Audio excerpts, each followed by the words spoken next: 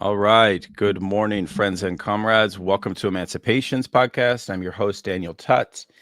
It is so nice to welcome you to this stream with Cadell Last, who's one of my favorite philosophers working today. If you haven't seen Cadell's work, you must do so by looking into what's called Philosophy Portal, where he offers a series of a really wide variety of seminars, podcasts, critical discussions. Cadell is a Hegelian philosopher whose work has really challenged me. I've been on his show several times talking about my work on the family.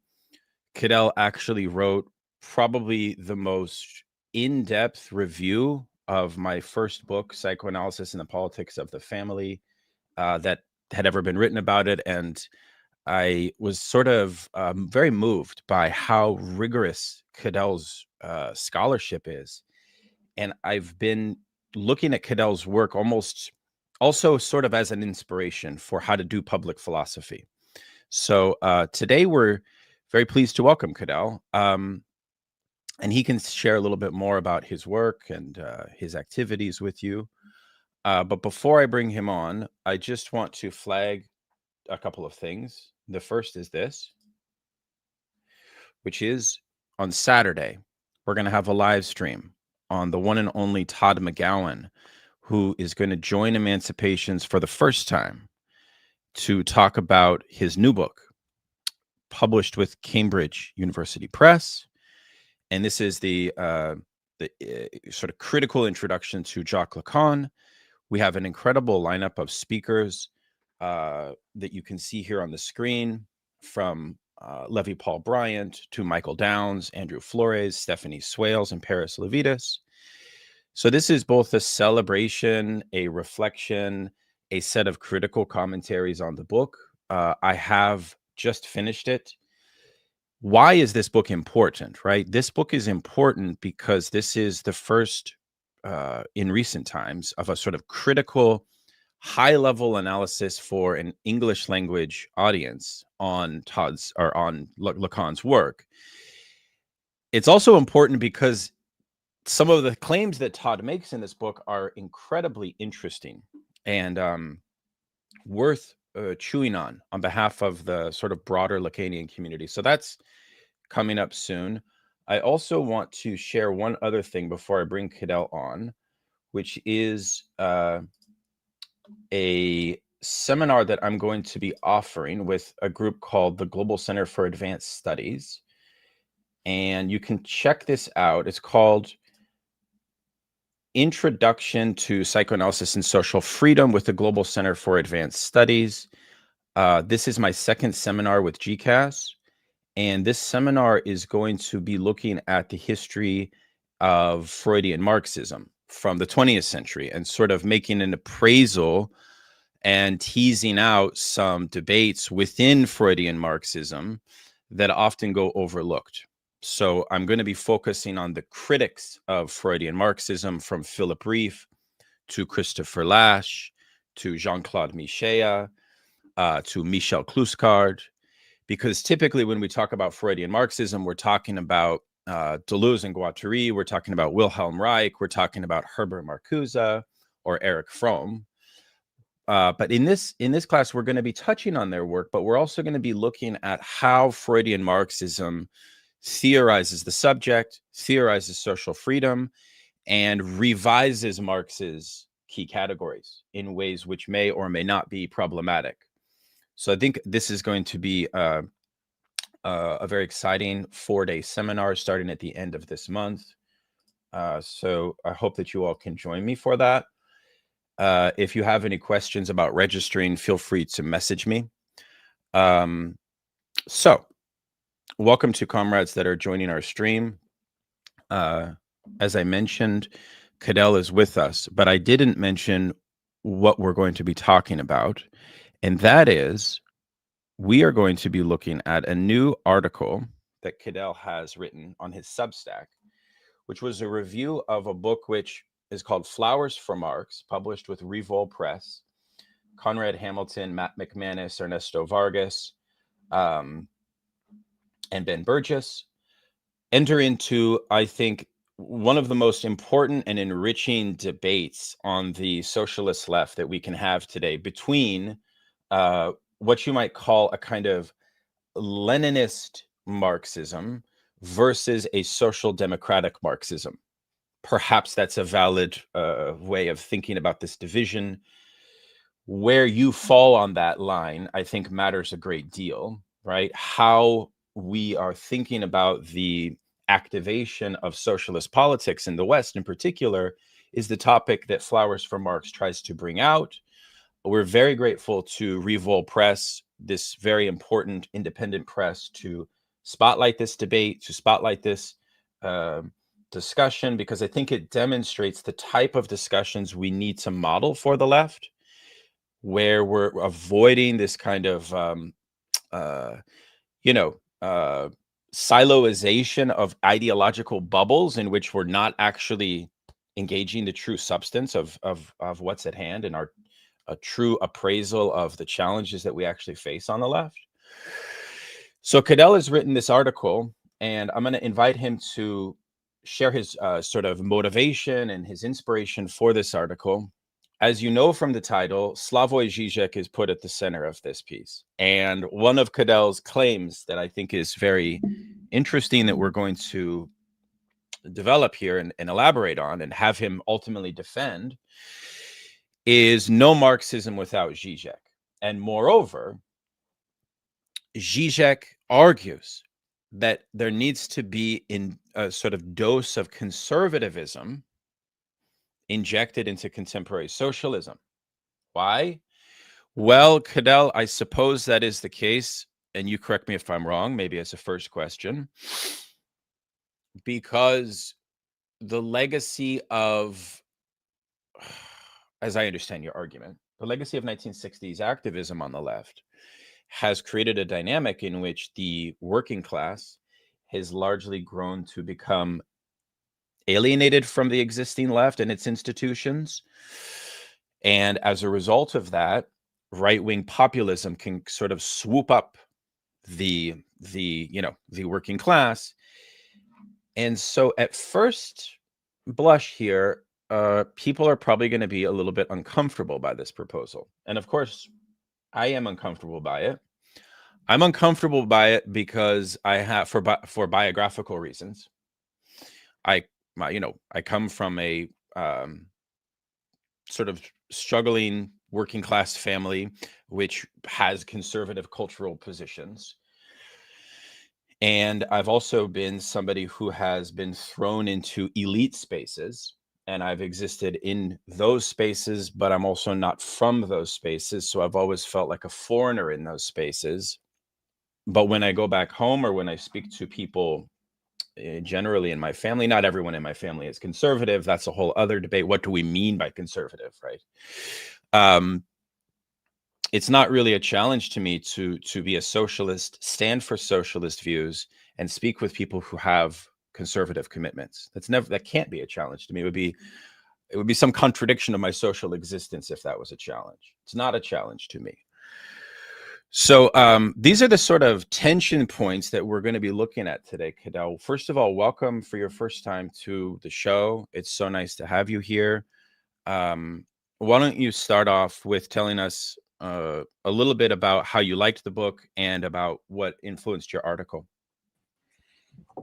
Yeah, thank you for having me. And your work has also been an inspiration for me, specifically psychoanalysis and the politics of the family, in terms of the idea that perhaps the left has grown antagonistic with the family, or I think more accurately, sees the family or has started to conceive of the family since the 1960s as somehow antagonistic with emancipation. And one of the things that has inspired me about your work is thinking through what it would take to develop a leftist politics which sees the family as integral, central to the politics of emancipation, instead of seeing it as in opposition to that. So I thank you for your work and for this opportunity to speak about the article. I'll just give some background. For me is that I am a philosopher. I'm not really, I don't really see myself as a political activist, but I at the same time recognize that philosophy and politics are uniquely bound, and that my philosophical work has to confront politics if it's to be serious. And my entry into philosophy comes hugely out of an inspiration and an indebtedness to the work of Žižek. And in many ways, I see Žižek as the philosopher of our moment. I think that, of course, there are other great philosophers that have been thinking in the last 30, 40 years. But Žižek, for me, has been a force in the last 30 or 40 years that's undeniable, and his work spans such a wide domain of appeal. He has a tremendous academic appeal to high intellectuals. He also has a popular appeal. He has the capacity to operate within very high academic environments. He also has the capacity to operate in more popular environments. And I think that that is a skill that I've always appreciated. Before I got into philosophy, I was more into science and also the popularization of science. So just the fact that Žižek was someone who seemed to be able to straddle both of those domains was something that really appealed to me. And also I'm indebted to Žižek because of the basic simple idea that, in really the inversion of the Marx's 11th thesis on Feuerbach, that today the world has changed so much and the time has come to reinterpret the world. I took that very seriously because I agree fundamentally with the idea that our world has changed so much in the last 100 years. Our world is changing so much right now, thinking about here like accelerationism. My background and my influence before coming into philosophy was actually in studying the technological singularity hypothesis. And in that sense, I come to Marxism from a unique angle.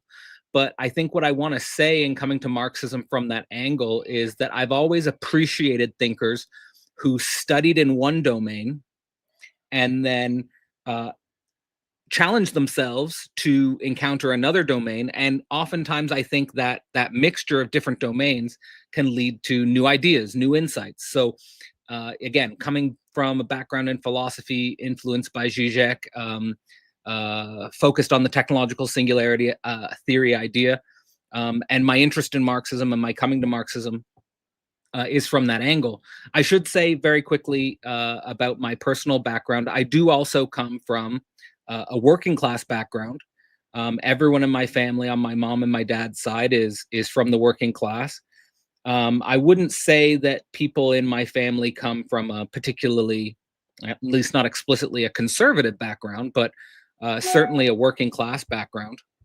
And so I am concerned about the capacity for my intellectual journey to resonate with them and my work to speak to them. So that's also, I think, something of a concern that we share, in the sense of we both come from a working class background. We both journeyed through liberal academic institutions, elite institutions, and are concerned about how our work connects to the working class. I think politically speaking, my main concerns are things like, affordable housing, good education and healthcare.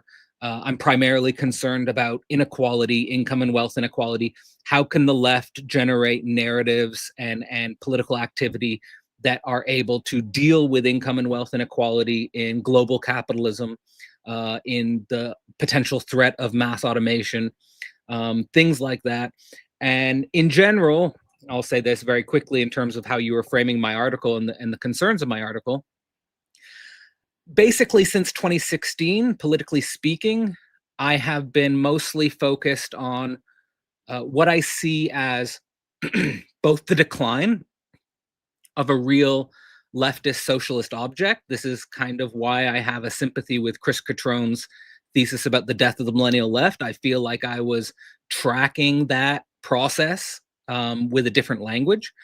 I kind of see 2016 as a crucial turn in the counterculture.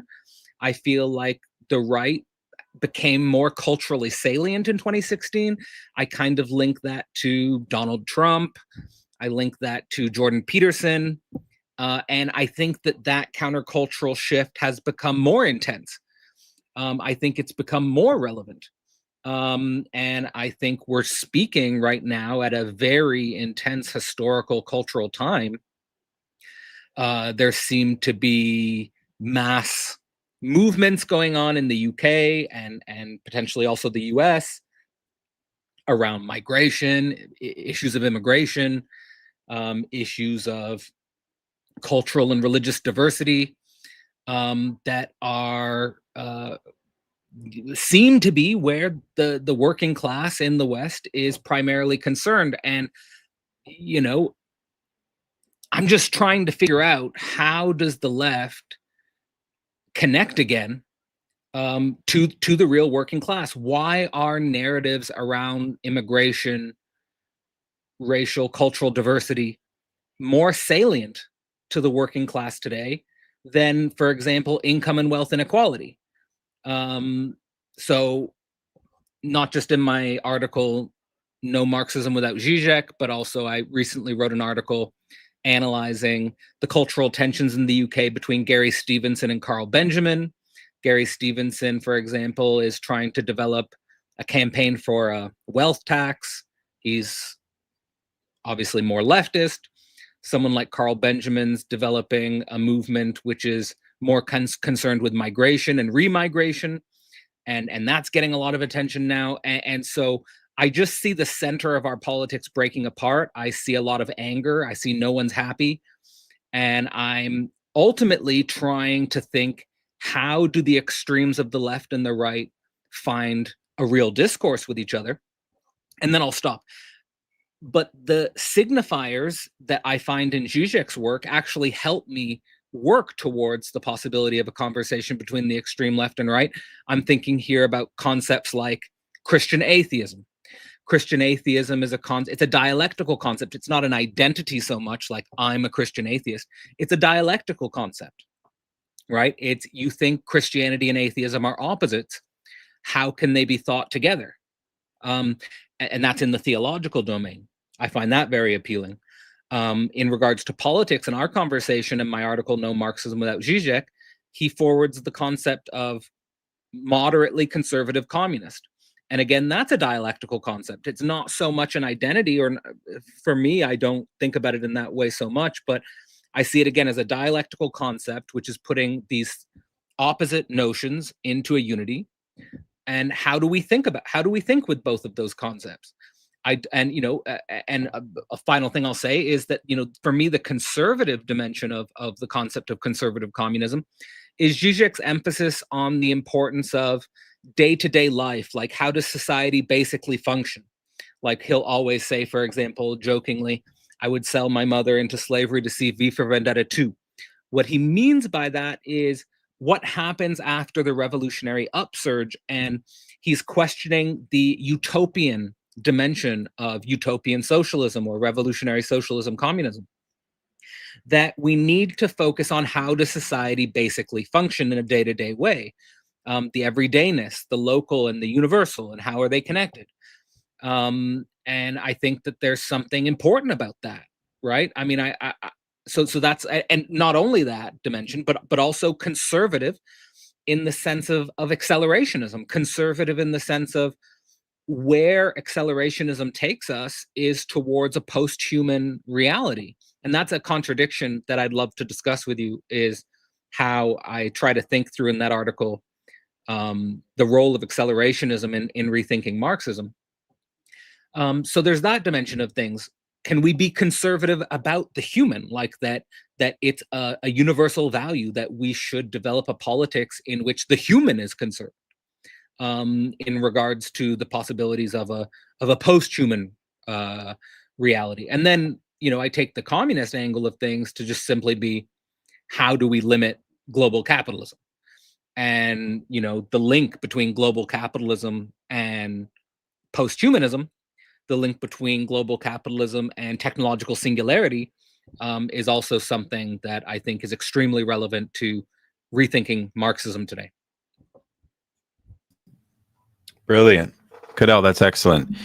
So a couple responses here. I think, first of all, welcome to everyone. Please, just as a quick little housekeeping item, I don't know if you guys know this, but YouTube has decided to institute this thing where they don't send notifications if you have a live stream or if you publish a new video. I don't know, Cadell, if you've heard about this. This is something that's taken effect just a couple of weeks ago. And so what everyone should do, to every channel that you love their content, what they put out, go to subscribe and you'll see get notifications for all or get notifications under personalized. You should select all. So if you go to Emancipations, select all notifications. And then I think you should receive every notification about our upcoming events, like with Todd McGowan, other live stream interviews that I'm doing. I'm having a wonderful comradely debate on Deleuze, which was frankly a little traumatic to organize, just because for reasons we'll learn about later. But yes, please do that. And please, like and subscribe to this channel, as well as to Philosophy Portal. Okay. Dialectical concepts, right? Dialectical concepts also of the left, because one of the things is that if we accept the spontaneous presentation of what the left is, defined by dominant liberal progressive institutions, we've also fallen into a type of error. Or if we fall back on a Kantianism of the left as some kind of a priori subtracted from the struggles of our realities, we've also fallen into a type of error. And this becomes a question. It becomes, I would say, a necessary pursuit of any leftist, which is to recognize a fundamental fact, which is that the left, in my view, is always up for grabs to some extent. To some extent, it is up for grabs, meaning that we are anchored in firm principles, which have a degree of oscillation. For example, I just gave a lecture with the School of Materialist Research, where I was looking at the fact that a lot of post-structuralist and post-Marxist philosophy is in fact premised, like Leclau, right, is in fact premised on the idea that we are no longer in the historical arc or telos of the French Revolution itself, meaning that no longer is the left really a revolutionary left. To me, that's the anchor point of the left, by the way. Okay, now you can then say, oh, well, Tut's some kind of utopian dreamer. He thinks revolution is possible. No, that's not what I'm saying. I'm not saying that revolution is possible in our lifetime, or that it's around the corner, or that it is some spontaneous, immediate thing. I'm not a communization theorist.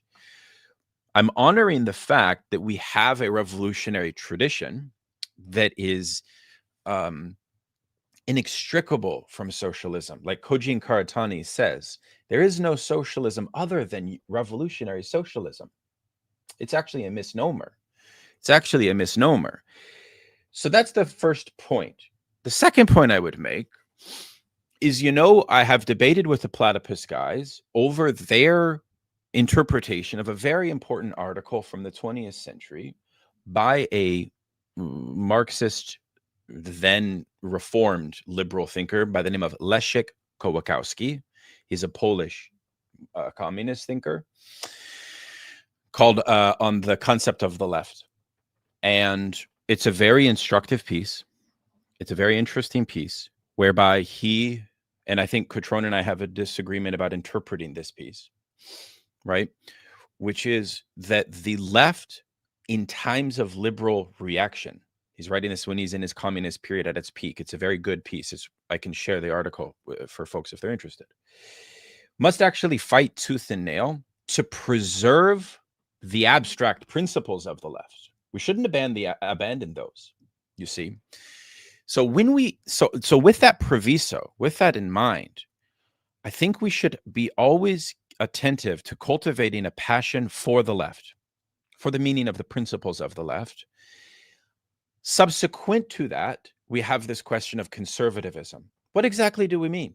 What exactly do we mean? Are we talking about a empirical or psychological appeal to our immediate understanding and spontaneous understanding of the working class and their self-interest? Because if we're thinking about it that way, that's also not dialectical. Because what you're doing is you're just basically narcissistically satiating your fantasy of what the working class is in this moment. And that's not adequate. The working class is not just left, not just conservative, also because you've defined that conservatism based on a spectrum, which is, as according to the German ideology, itself defined by the ruling class. The ruling class defines what's conservative, okay? And therefore, there's a fundamental manipulation about that. So let's dig into this meaning of conservative. I'm not sure that I really agree with Žižek's point, and I'll be very precise where I disagree with it. He makes an argument that is very reflective of his own post-68 experience in Slovenia, where he thinks that a new Leninist vanguard should organize itself and align almost without doing any work of organization or of the working class itself, right? Kind of on high. It's a bit elitist, should align with conservative elements within the existing professional class, let's say. Here I'm thinking like he's basically saying Sohrab Amari over, you know, the New Left Review or you know, that kind of liberal progressive. It becomes ambiguous. It becomes very ambiguous. I was recently listening to a interview that he gave with Crisis and Critique, and he was talking about Zohran Mamdani in New York, and he said, "Oh, Mamdani is so interesting. Did you notice that Obama called him on the phone and was congratulating him?" And then Zizek interpreted Obama's support as perhaps an indication that the Democrats may cooperate with Mamdani. To me, that is a fatal error of judgment on Zizek's part. And it is perhaps a sign, and I want your thoughts on this, that he has not been able to escape his Leclercian left populism. Because I think as socialists, we should be far more sober to the dark and pernicious power of the centrist progressives and liberals. They are not going to be fair actors in coalitional solidarity blocks, because that's a big thing we that you talk about and that we talk about in Flowers for Marx. What's the basis of solidarity blocks or unity amongst communists and socialists today? And this then becomes a debate. Ben Burgess and Matt McManus sort of disagree, right? They think that, well, we must work with the Democrats in essence. I'm not so sure about that. I think we need much stronger regulations on ourselves, frankly, which we can talk about. So those are some immediate points. Let me pose this now in the form of a more precise question in two parts. One, how are you conceptualizing conservatism in such a way that it truly is not falling sway to this non-dialectical thing which I articulated? And then I guess, you know, part two would be, what do you think of Zizek's, and you write about this a lot, and we can elaborate this, his neo-Leninist proposal? I kind of gave you one criticism. I could make others. Yeah. No, I mean, that's a lot. That's a lot to work Please, with. Please. Yeah, let me just break that down. I'll start with how do I conceptualize conservatism? I mean, I guess I would start with, again, emphasizing that I think the ideology we find ourselves in today is drifting towards a post-humanism.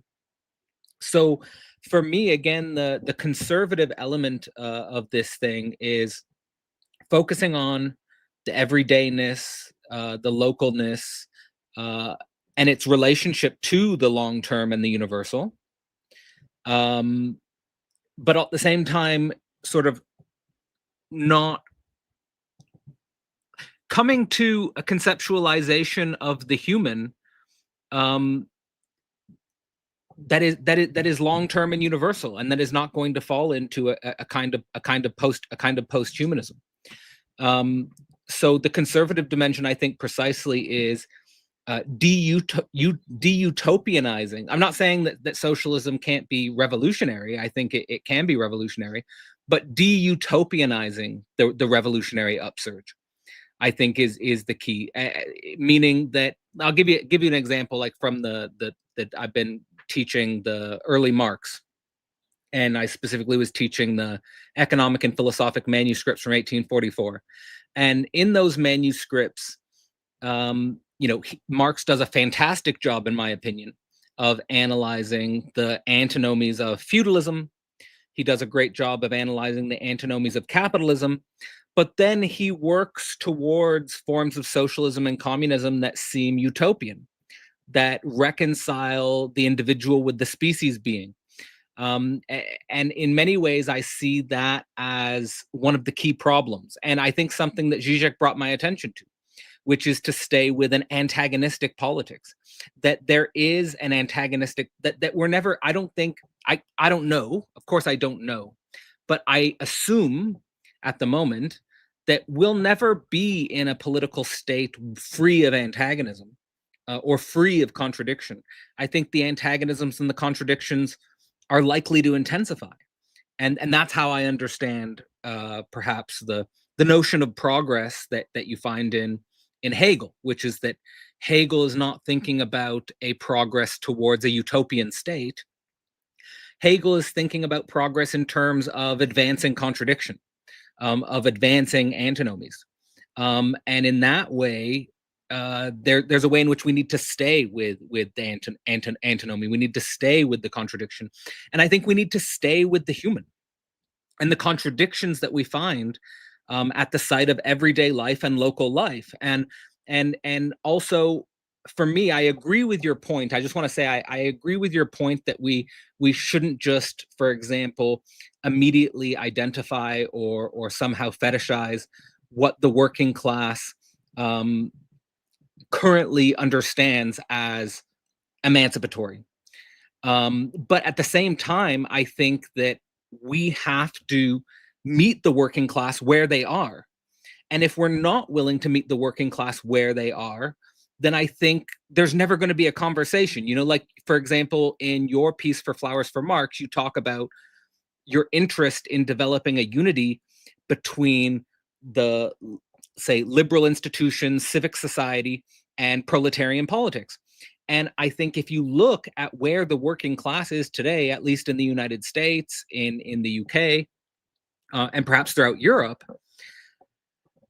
we're gonna have to have difficult conversations about, and this is related to another thing you bring up about the censorship complex. Like, why is the censorship complex such a problem? I think it's because liberal institutions are censoring difficult things about race, about religion, about these things that right-wing populism is going to bring to the surface in the most vulgar way, in the most obscene way. And the discourse among right-wing populists is vulgar, it is obscene, but it's nevertheless here, and it has a political power, and it speaks to the Western people in a way that I don't see in leftist politics. I see leftist politics as, again, I kind of see it as dead, and I don't see that. I don't say that with joy. I don't say that. I'm not happy about that. I'm distraught about that. I would even say that since 2016, politically speaking, I've been in a kind of mourning. Like a mourning in terms of a loss of a real socialist object. I think that for a moment, that there was some hope around. Of course, the hope around Obama changed very quickly, but the hope for the Bernie Sanders campaign, and all of that collapsed. And I think, say very quickly, I think Žižek was wrong in a way about, he said, for example, that we should elect Trump because if we elect Trump, then it will accelerate a movement on the left to counter the Trump administration, but that didn't happen. And in fact, I think what I'm seeing today is I'm seeing actually the reaction to Trump is going to be even going further more right. So I think the situation is dire, and if we don't create a link with conservatism, then I don't know where there's the possibility for a real conversation with what's going on in right-wing populist circles today. So I'll say that. Then in terms of your second question, what do I think of Zizek's neo-Leninism? I'll say very quickly that Žižek has said repeatedly that what he's really calling for is, he says we need a left-wing Trump. And what he means by that is he thinks Trump is a right-wing attempt to get out of neoliberalism, and that he sees Trump as a kind of point of dictatorial violence, but that we need a left-wing version of that, right? So a left-wing version of basically a point of dictatorial violence, right? That we're at, it seems to me like we're at the limits of what we've come to see of neoliberal democracy. You know, Žižek will say this in terms of, in the 21st century, democracy and capitalism are going through a divorce process, right? So I think where, at least my reading of the situation in the UK, in the US, is that we're reaching a point of democracy breaking down, of neoliberalism breaking down. Right-wing populism is one attempt to get out of it. I don't think it will really work, because I don't think it's analyzing the problem on the level that it needs to be analyzed, which is the problem of global capitalism. Right? I think so. The left-wing point of dictatorial violence would have to be operating at that level. For example, I'm studying at the moment, I mentioned before, Gary Stevenson. Right? So someone like Gary Stevenson is campaigning for a wealth tax in the UK, right? Which, if there can be a movement that builds up to now, and he recognizes that it can't just be done in the UK alone, it would have to be a kind of international coordination, right? Like, so, you know, someone like Benjamin Studebaker, for example, with his book, The Way is Shut, he talks about, for example, the problem is capital mobility, and that it's impossible for us within the current political coordinates to deal with the problem of capital mobility. I think someone like Gary Stevenson is recognizing that if there is going to be some way to regulate global capital, it can't just be on the national level alone. But at the same time, we have to start somewhere. So I think the way he articulates it is that we have to build up a kind of link between civic liberal society, like you're saying, with the proletarian, with the working class. And that has to be done not just in the UK, but throughout Europe and throughout Canada and throughout America. And there has to be an international buildup that's willing to approach that problem. That's, I mean, the only realistic pathway forward that I see. And in many ways, it is a point of violence in regards to liberal democracy, because it's saying that there's a fundamental antagonism between the liberal state and the way global capitalism functions, and that if we don't deal with that problem, then we don't really live in democracies. And I think I'll say one more thing, and I think where I see the discourse heading, if we don't build up a coalition in that direction, is it quickly does become fascism. Like the right-wing populist movements, like the leading figures of it, like in America right now, I think the leading figure of it is someone like Nick Fuentes. And Nick Fuentes will do a lot of work to try to deny any link to a direct idolization of Hitler or Nazism. And he'll denounce some of his followers that push in that direction. But when you follow the threads of all these circles, and when you follow the discourses in this direction, I mean, it is a kind of neo-fascism, and it is a white nationalism, and it's America first, but it's not just America first; it's white Christians first, and everyone else can either be remigrated, or I've even seen, and Žižek is great on this, by the way. Žižek is great on, he's saying, the return of public obscenities. Like, I'm seeing people in right-wing populism, they're calling for public hangings. Like, they're calling for public floggings. They're calling for just brutal violence, right?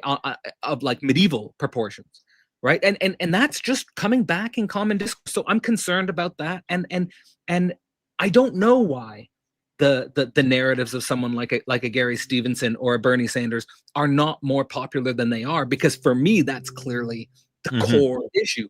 But that's not what is libidinally motivating people. And it could be, and like, I get your question, I'll throw this as a question to you. Like, when I'm reading early Marx, he's mentioning Germany a lot, he's mentioning England a lot. Of course, that's his time, that's his context. But I would be so interested in how would Marx think about the working class in Germany today? How would Marx think about the working class in America today? Because it's very different. It's dealing with levels of globalism and pluralism and diversity and religious differences and cultural, which are just complex. The level of complexity is way higher than the 19th century. And how do we think that? I mean, I think for me, that's why going back to Hegel is so crucial, because Hegel teaches us to think in an almost presuppositionless way, like to go back to the ground zero of our thinking about these things.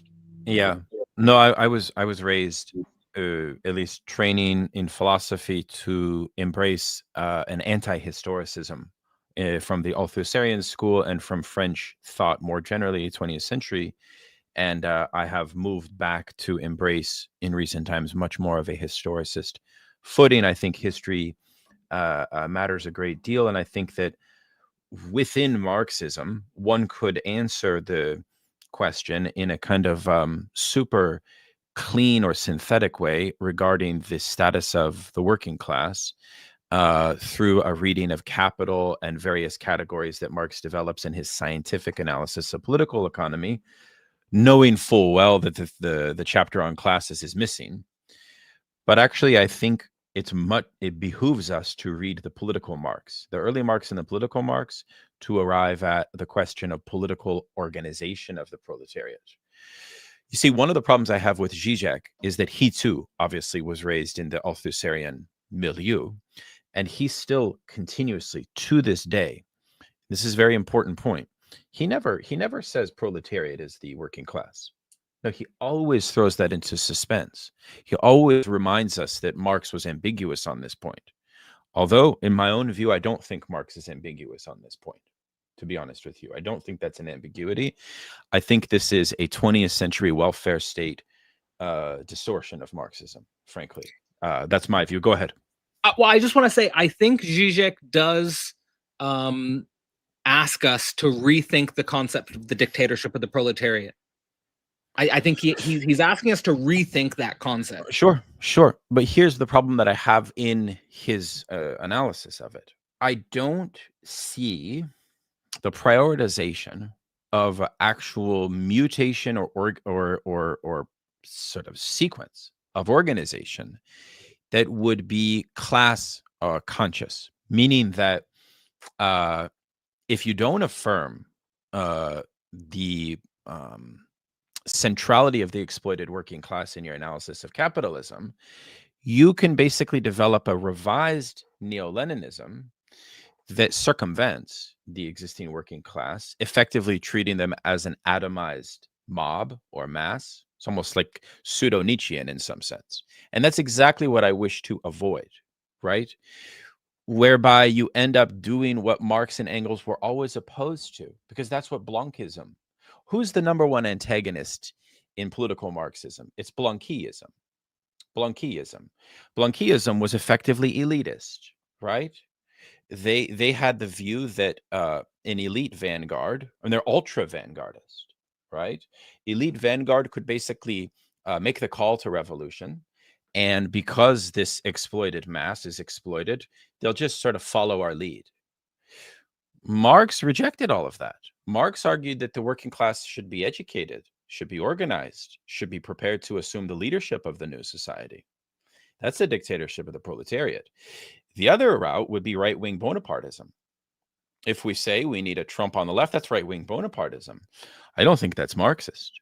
I think that Trumpism, this is my big debate with Catron as well. And of course, he's very ambiguous. It's hard to pin him down on this, but I fear that he kind of wants a little bit of right-wing or left-wing Bonapartism. Yeah, maybe. So what does that mean? I think it means that some priority needs to be made to re-envisioning the field of institutions that are intermediaries in the educative and social reproductive basis of the working class, and that intellectuals have a task, not necessarily to become Trump part two, but they have a task to reform those intermediary institutions, right? To help create the vision for how those collectives can re-envision collectivity, can re-envision the task ahead. I think that would be more in line, and that's like starting local and so on. Like, you know, there's this great French Marxist thinker named Jean-Claude Michéa, and his argument against the existing left is that the existing left after 68 has not been able to fully confront the fact that capitalism itself has entered into a culturally progressive modality. And that, kind of going back to our original point, that the spontaneous meaning of what's left and what's right is So defined. that would be another reason for the conservatism. Well, right, but then it's like, well, what do we mean by that? And what he means by that is the affirmation, slightly different to what you're talking about, because you're talking about AI singularity and transhumanism as like progressive. That's a huge force here with AI. Like AI is exploding, right? It's exploding, yeah. Transforming the institutions, and that the thrust of that ideology is two-faced, because it can appear in a highly progressive valence, right? So the point is that we cannot be lured by appearances, right? We have to dig deeper into the definition of these things. So for Michéa, he argues that proletarian subjectivity puts forward a type of inbuilt resistance to the kind of conception of the elimination of the very ground of their social reproductive possibility. So, like, in other words, one way to define proletarian subjectivity, right, would be that that there is no guarantee for the proletariat for the reproduction of their social existence and social life as such, that they therefore are forced into a relationship of mutual dependence with their locality, right? How many times did your mother have to call and say, can I borrow $50? I'm not going to make it this month. That's a sign of a proletarian social existence. Michéa calls that conservative. I don't know if I really would call that conservative, but it means that you are fundamentally reliant on a sphere of others for the preservation of your basic provisioning in life, and the state's not going to cover it. To the extent the state covers it, it's going to cover it in a punitive way. It's going to cover it. This is why your thesis on the family is important. Well, you see, the thing is like, if you really are working class, right, you'll know that the state's intervention in the working class is duplicitous, because what it actually does, and this is the meaning of class struggle in some sense, and the invisibility of it, is that the welfare state provisioning of some social welfare on a selective sort of rubric, arbitrarily decided by bureaucrats, let I remind you, stokes a certain resentment internal to the working class. So it divides proletariat and lumpenproletariat. It divides families, you know? Why do I have to work for a wage and you don't? The bureaucrat will say, don't complain about that, right?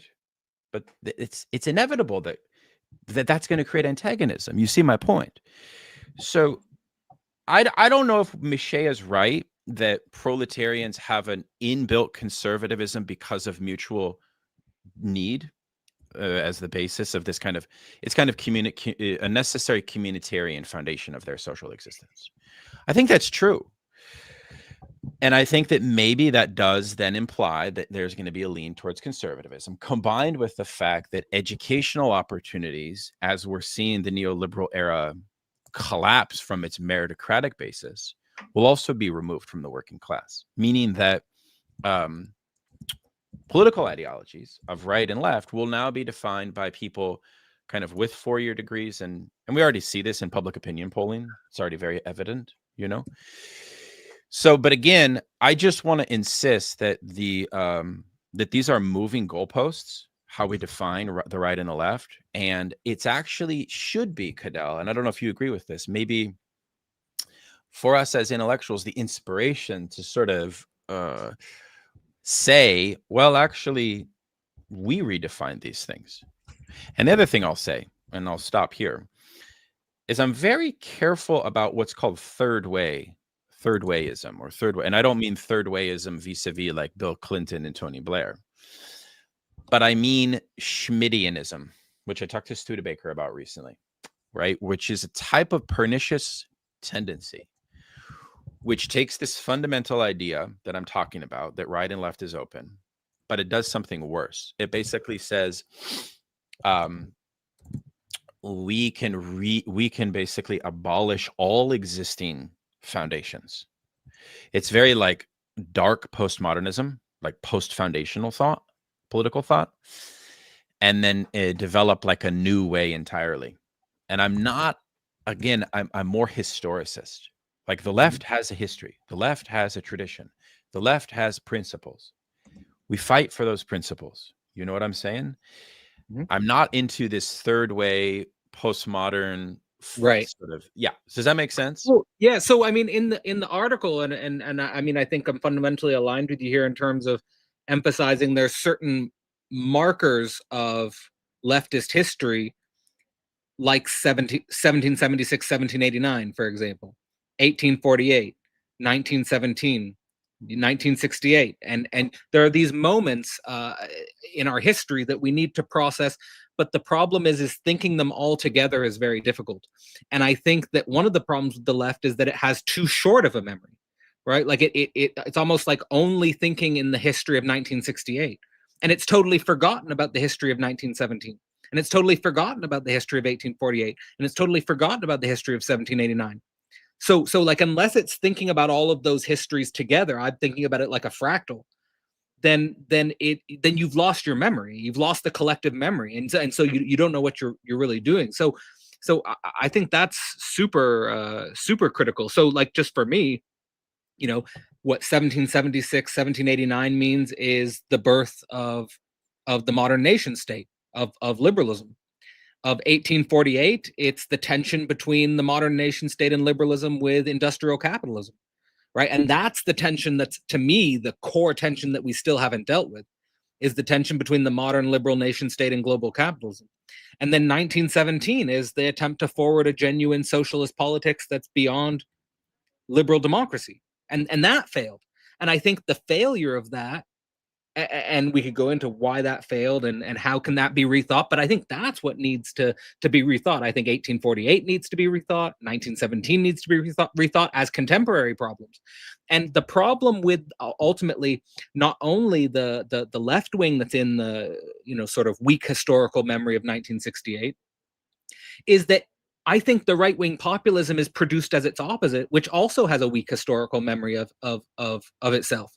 Right, where the right wing populism, the way right wing populism thinks about socialism and communism, like whenever I listen to the right wing populists, whenever they talk about socialism and communism, they're basically talking about woke. Like they're not real, like they don't really understand what they're against. Yeah, Lenin's idea that socialism is also to be understood as a consciousness that is embedded organically in the working class is so far afield from that, because what they've reduced it to is a kind of neo James Burnhamite theory that socialism is the expression purely of educated intellectuals and bureaucrats who threaten liberty. It's anti-liberty fundamentally. Now, I mentioned Jean-Claude Michet a moment ago. This is his reading and interpretation, by the way, of Orwell himself, because he claims that Orwell argued that totalitarianism can also emerge from the middle class perversion internal to socialism when the middle class parasitizes the working class movement and converts it purely into a bureaucracy. And then he draws the conclusion that this is how we understand wokeism. I'm not sure if I agree with exactly that framework. I think there may be a degree of accuracy and truth to that. But the problem that I have with it is that it doesn't have legs on the one hand. On the other hand, I live in Washington, D.C., and I saw the decompartmentalization over the last few months of the bureaucracy under Trump. Not one of those fired workers, government workers, had any class consciousness at all. No one took to the street. No one protested the events. They were quiet about it, which itself was sort of a contradiction because many of them under Biden called themselves workers. So at least if you are a worker, why don't you act like one? You know, I had a bit of a challenge with this. I was wondering, like, where are we at with professional class consciousness if they're not going to stand up for themselves in the face of this? I think instead what has happened in the Trump Doge Elon thing, and I think it's hopefully over now, is perhaps that this has compounded into, you see, because the ruling class only permits the expression of antagonisms through its channels, through its routes of expression, right? Which is why I think there is some truth, by the way, to the post-structuralist idea more generally, that we have a kind of contingency of the revolutionary subject. There's some degree of truth to that, meaning that it's very important to pay attention to proletarian social uprisings that defy the liberal consensus. I think that's absolutely true. I think where a lot of these communization theorists and post-structuralists go too far with that is they almost think that that contingent spontaneous uprising itself is more revolutionary than it really is. In other words, they don't think you need to organize that mass. I think that you do. Kind of goes back to my criticism of Žižek's neo-Leninism. There's no political theory of organization there. There's no real requirement to organize. It's more like, and again, why I say that's reflective of his experience in Slovenia is because I do know that the Slovene school, Dolar, Zupančič, Žižek, and so on, have been supported somewhat paternalistically by a liberal class that has given them carte blanche freedom to do what they do, which is a very nice opportunity, and it allows Žižek to... They have like the equivalent of tenure. But it's even better than tenure because they have no administrative requirements. It's like 100 times better than tenure, because tenure in the United States is still very Protestantized, where you have to be like punished and you have to like do administration work, and it's obscene. And it's like a whole hierarchical system based on prestige that goes disavowed, and the Ivy League system is so dominant, and it's a total nightmare. I mean, they have a kind of freedom. They have a kind of freedom that's in many ways a great privilege, right? It's a great privilege, the amount of freedom they have.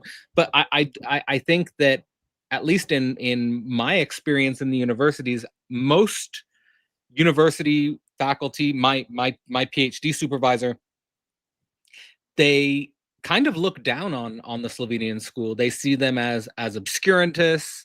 They see them as almost obscure figures. I think that's nonsense. I don't see them that way myself. I see them as extraordinarily important public intellectuals. I would not go down that road. I would, however, question the relevance of post-Stalinism and how it has influenced their political thought. For example, in your article, you talk a lot about Žižek's fundamental solidarity with Western Marxism, right? And I wanted to raise this with you, and I wanted to get your take on it, because, you know, we've recently had from this figure, Ross Wolf, who's actually going to come on Emancipations, and I'm going to debate with him about this, have a comradely engagement, discussion, etc. He wrote a book against Lo Cerdo, and he focused on Lo Cerdo's Western Marxism, right? Which, of course, is a polemical book. It's the last book he wrote. It's a book that we hosted 5 or 6 sessions on, all very critical appraisals. I mean, one of the things that Lo Cerdo does in this book that slightly annoys me is he'll take a thinker like Agamben, Foucault, Deleuze, Žižek, right, or Badiou, and he'll kind of isolate one particular concept that they use and show that it becomes symptomatic of Western Marxism and its larger flaws that he's criticizing. So it's that kind of drive-by critique thing, which, is very, that's most polemics are kind of like that, right? So I don't really fault Losurdo for taking that methodology. And I credit Losurdo for helping me see that embedded in Western Marxism is its own type of idealism. The fact that the Frankfurt School gave up on the working class as the revolutionary subject should never be far from our analysis, right? The fact that so much of Western Marxism has a messianism at its core that that somehow, I would argue, in some cases, almost magically thinks the dictatorship of the proletariat. And the way that fuses almost communism with anarchism in an uncritical way. I think those are true. Those are valid.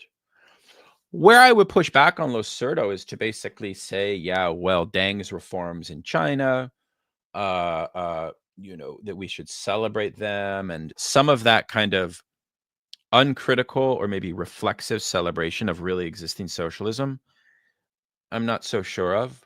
But at the same time, I don't want to fully deny it, because then you fall into, at worst, a kind of weird racism of the global South in a little bit, whereby your Marxism is founded, its superiority is founded on its academic precision, and you're basically saying, well, as Marxists, that's where we foundationalize our practice, through academic scholarship or something like that. That's like the Adorno bug that infects Western Marxism that I think Losurdo rightly points out. So that's why Losurdo is so widely read. So I'll get into this with Ross, but do you agree with Žižek? Because Žižek ultimately says, yeah, Western Marxism is where it's at. Give us your take on that and how you fall.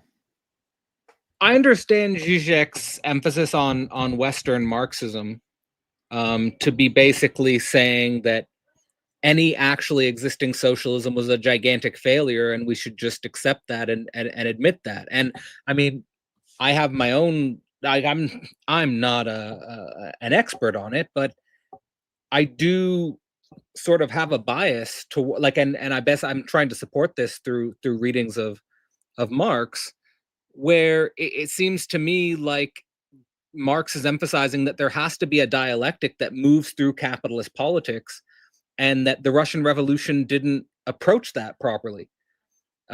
So, there's so many questions here about the communism of the 20th century in Russia and China.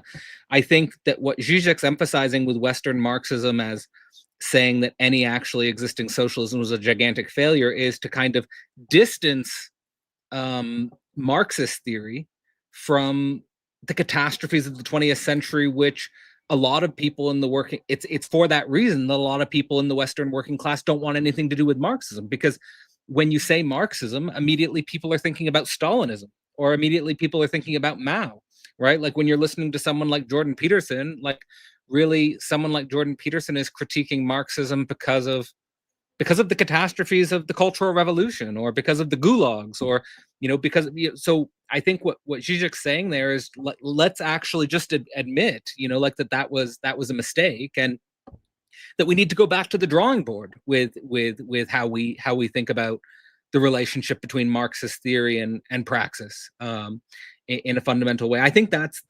legitimate. That's valid. My hypothesis would be that something like an actually existing socialism would have to come at the site of a capitalist politics at the height of capitalism, like in the Western world, in America. I think that's why we pay so much attention to American politics. I think we pay so much attention to American politics because that's the height of where capitalist politics is currently operating, and that any meaningful socialist revolution would have to occur at that site, would have to be innovated at that site. So I'm not sure if that answers your question, but that's kind of where I'm at with it. I agree with your general worries, and I sanction your anxieties as absolutely fair and valid. I mean, after all, when I talk to people in the working class, they don't want anything to do with Marxism generally. Like I've exposed myself. I've exposed myself to long form conversations with people who I would say are trying to organize something like we would call the working class, but they're doing it not through Marxism, or workers' identity. They're doing it through Christianity. They're doing it through nationalism. They're finding other avenues. They're finding other paths. I might not agree with those paths and avenues, but I've been developing conversations and I guess like my question to you would be, it's hard for me to like when I read Marx, you get this idea that there would be some passionate identification with an international working class. But when I look at the working class, I don't see that. When I look to the UK, when I look to the US, I don't see a passionate identification with an international working class. I see a passionate identification for England. Like, for example, like what's going on with Tommy Robinson right now. Like they're just English flags everywhere. They're painting English flags everywhere. They're going around everywhere. Like they're passionate about that. Right. Or like I've been studying a lot of Christianity on the ground in America through different networks. And there's passion about that. Like they get really passionate about Christian identity and rethinking, our relationship to Christ and things. I see that, but when I talk to them, and it's not like they're not working class people, they are, but I don't see them passionately identifying with an international working class. And so I'm just asking, like, what are the possibilities of that? Is that like, well, it doesn't. Yeah, I mean, of course, it's organizationally and institutionally a question of developing the mechanisms for this passion to be sublimated towards socialism and communism. I think the error with the Žižek approach to the history and legacy of Stalinism is that he's too Foucauldian. Foucault himself said in the 1970s that we need to extinguish all of the history of really existing socialism, that it was a total failure. Clearly, in my view, that's too strong. I mean, we have a glorious legacy of socialist activity, including in the United States.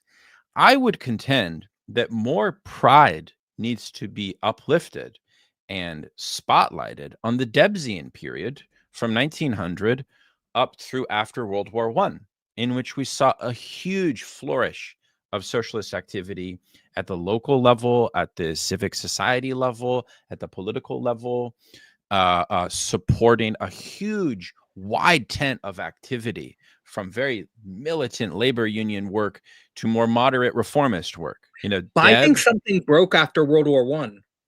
Well, sure, we can get to that debate, but Debs led all of that, led that coalition as a Bolshevik, right? And that, I think, is one of the most exemplary periods that we should tether American socialism to, right? I think this question of national identification can be quite easily overcome when we're able to truly connect those energies and that passion to an internationalist cause. Like that then is a natural, like it follows, it naturally follows. I don't think that we a priori fall into some kind of ideological trap of like the nationalist question. So long as our institutions have the capacity for workers to forge real links of solidarity, and we see this in Palestine and Gaza, in Spain, when the ships left, the ship workers insisted, the flotilla, right? They insisted on maintaining strong solidarity there. So that is just a little microcosm example, but that activity could be scaled out, and it should be scaled out. I think we need a new international. I think we need a new international, right? I think that we've had a left which has culturally absorbed into progressive liberal institutions, become way too comfortable there. And that has created a false paternalism, and that we need to reform all of those underlying presuppositions that come out of the 68 period. But we need to reform them in such a way where we're not playing this game where if we say there's a conservatism to the proletariat, we have to be very precise, because that's not a conservatism which is racist or opposed to the left purely as a bureaucratic force. I think this is the vulgar, like one of the vulgar outcomes of the Catherine Liu thesis on the PMC. It's an implicit danger. It's an implicit danger because it has taken right-left categories as themselves like immediately true, which, as I said, they're dialectically construed. They're not so static, right? When we have rendered them as static, then we get into alliances with the right, which can be quite dangerous. And I fully agree with you that the direction that the Fuentes right is headed, I've been watching some of their videos. It is terrifying, the anti-Semitism that's involved. It's America first. That's his slogan. His slogan is he has two slogans. Yeah. America first and Christ is king. Right. So you know what they're doing now? You know what they're doing now is they're asking, should we have partnered with Hitler in World War II? Right. Here's something crucial. It's this anti-Semitic reversal. It's very pernicious. Yes. So there's two things I always emphasize in my work. The first thing is, I think that what woke is a consequence. It's the hegemony of what happened in 1968 taken to its logical conclusion. And I think what's happened in 2016 is that there's a counter movement to this. And I think they're even going to start branding it. And I saw yesterday Matt Walsh was pushing in this direction. They're going to brand it as a new civil rights movement.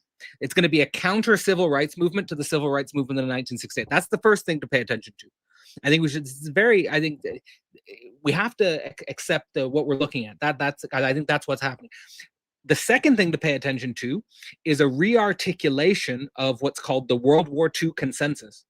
There was a World War II consensus about what happened in World War II, what was wrong about it, and what we're never going to make happen again.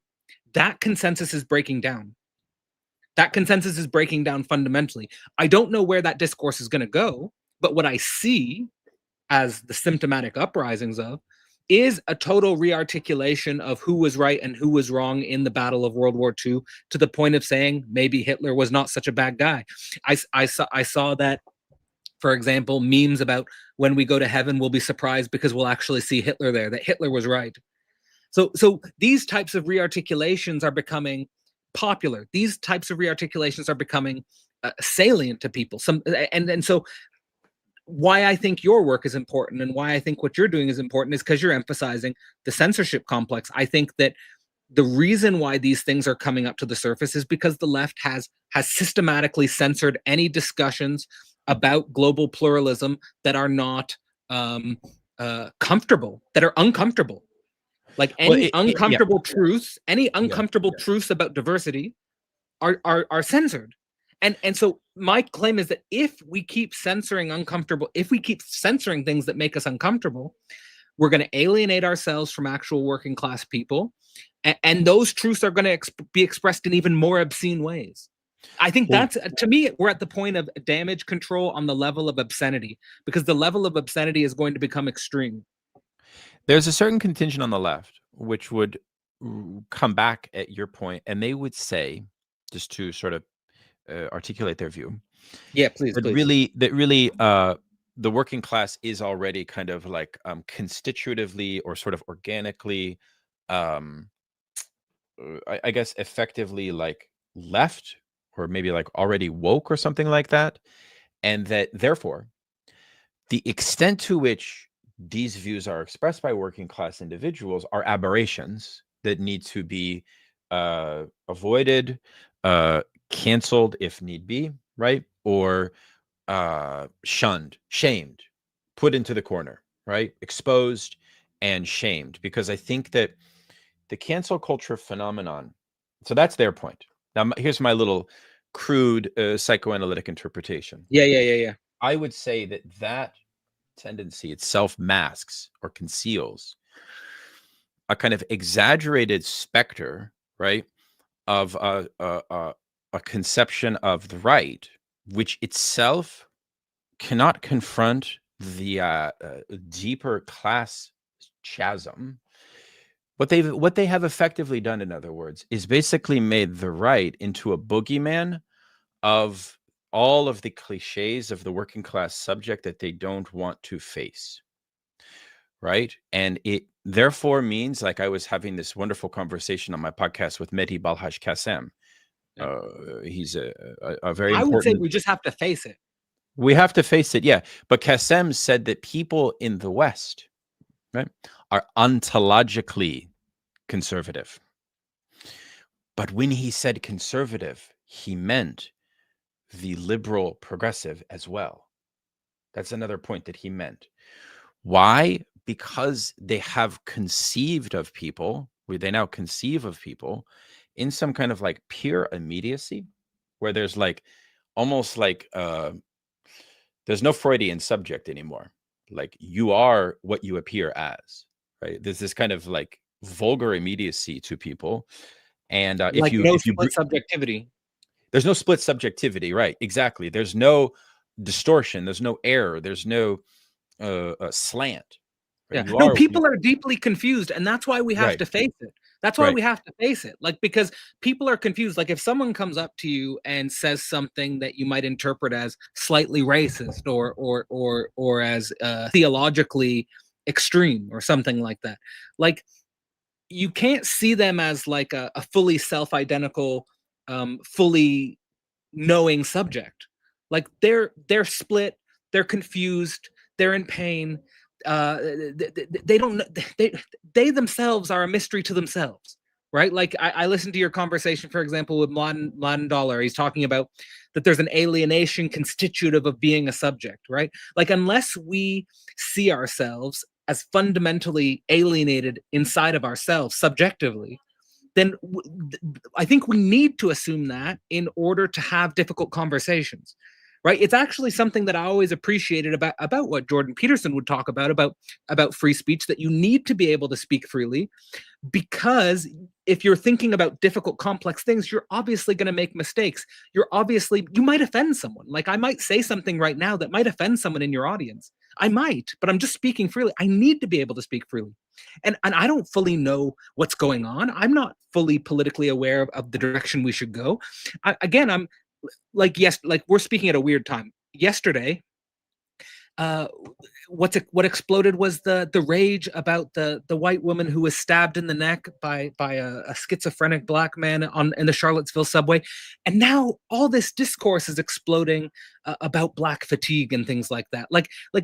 This is, we're in an insane cultural political discourse. I don't think anyone knows how to talk about these things or how to approach these things, right? But at the same time, this is the working class. I think that the working class needs to be viewed as fundamentally riddled by internal antagonisms in all different dimensions, and that there's not a harmony among the working class. What I see motivating the things that are going on in the UK and the US is basically people in the working class saying, I can't afford housing. My education costs too much. University costs too much. I have so many healthcare bills. I can't even think about bringing a child into the world. I don't even feel confident. I don't even feel confident that there's a future in which to bring a child into the world, and just keep the others away. Like, just keep the others away. Like, that's what I hear. Like, that's the frustration. But it's an antagonism and a violence internal to the working class. Now, is their interpretation correct? I don't know. I don't think it's the full picture, because I think that usually it's hard to see how global capitalism affects all of these things, how income and wealth inequality affects all of these things, that there's a fixation with capital, there's a lack of circulation with capital, but that there's something fundamentally wrong. Like, for me, again, I come from the working class. Everyone in my family is from the working class.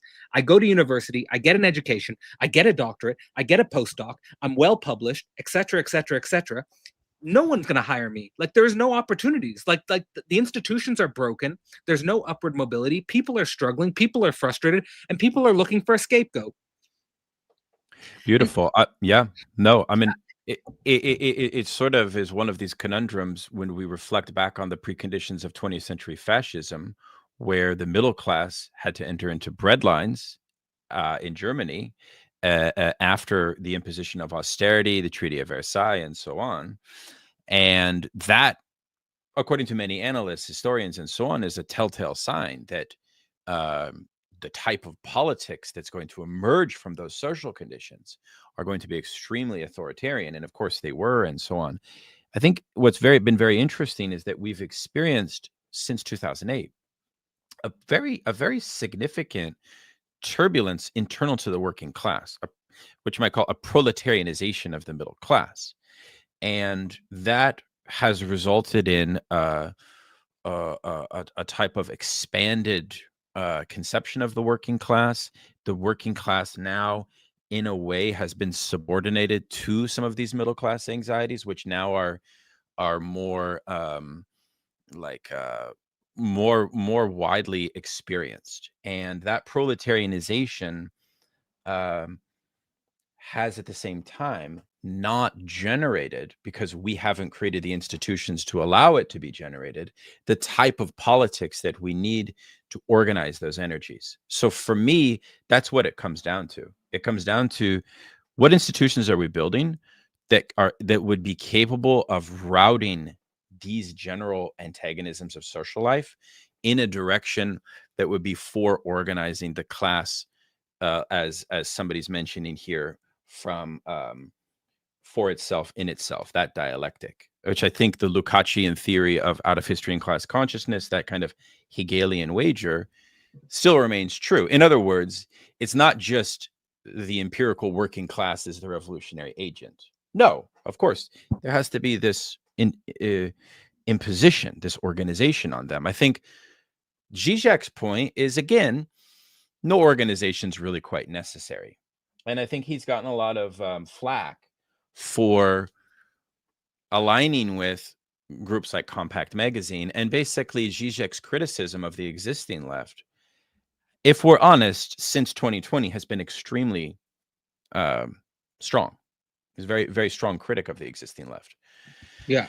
I mean, and as am I. Since 2016, I have been, again, more in a state of mourning the loss of a socialist object, because I feel like, and again, because I think if we don't mourn the loss of the socialist object, we're not going to be able to reconstitute anything that actually speaks to our moment. I think we have to accept that attempts in the 21st century to organize a democratic socialism failed. Mm-hmm. Mm-hmm. No, I think we need to recognize. Wait. They did and they didn't. They did and they didn't. There were numerous socialist revolutions, not just 1917, and there therefore is a whole plurality of experiences. We had dictatorships of the proletariat. We know with some degree of certainty how they played out, right? We also know that in our own time, they're going to play out far differently. But again, going back to history and memory, I am not of the view that Stalin and Mao and these figures are purely negative lessons that must be abandoned. I'm not for that. And nor am I for the view that their thought permeates our ideological constellation today in such a way that one falls into some kind of abstract neo-Stalinism. There's some of that online, but I think that the history of socialism requires that we link up with the best parts of our tradition. And that will include these experiments in state socialism, some of which was catastrophic and had failures. But it would be naive, in my view, just to take those failures and then license that failure as the opportunity just to say, oh, well, it's all a failure. Let's just extinguish all of it. I think that is a capitulation to liberalism. That's a capitulation to a Cold War narrative that came out of McCarthyism. I'm not for that. I'm really not for that. There were many heroic Stalinists in the United States who later broke with Stalin. You know, I did a wonderful episode with Alan Wald on Bohemian Bolsheviks about the intelligentsia, who did very incredible things for the cause of socialism. So it's a mixed historical record. Well, who's one of those popular sort of advocates for or working within the tradition of Stalinism is Haas? No, you had a conversation with Haas. The American. I had a conversation. American My he's Stalinist, and like, am I correct to say that he's Stalinist? Yeah. He's Stalinist. I've had just so we're clear, my position with mega communism has always been pretty consistent. First of all, I think as a Marxist, given our ideological disarray, it's important that we debate each other. That's why I agree completely. It's why I debated Catron. It's why I debated Haas. Absolutely. However, I also have learned that Haas and company have been aligning themselves with folks like Fuentes. And at that point, I decided I'm not going to do this anymore. I will not entertain, and not to mention the Hinkle figure, who's very shady, because I don't trust anybody that has a sort of bot audience, a purchased audience. I'm very opposed to that. So I've restrained. I have ceased to debate with them. I don't regret my original debate with them because it was very interesting. You probably saw the response that it elicited. I watched it. Yeah, no, I was inspired by some of my writing about your work was inspired by your conversation with Haas. I have no regrets, but there are limits, and I will not align with groups that are doing this opportunistic partnership with the Fuentes, right? Which I think that they're doing. So that's a whole other thing. But again, I think, the more we can create the space for socialist intellectuals to engage each other, the better, frankly, right? Yeah.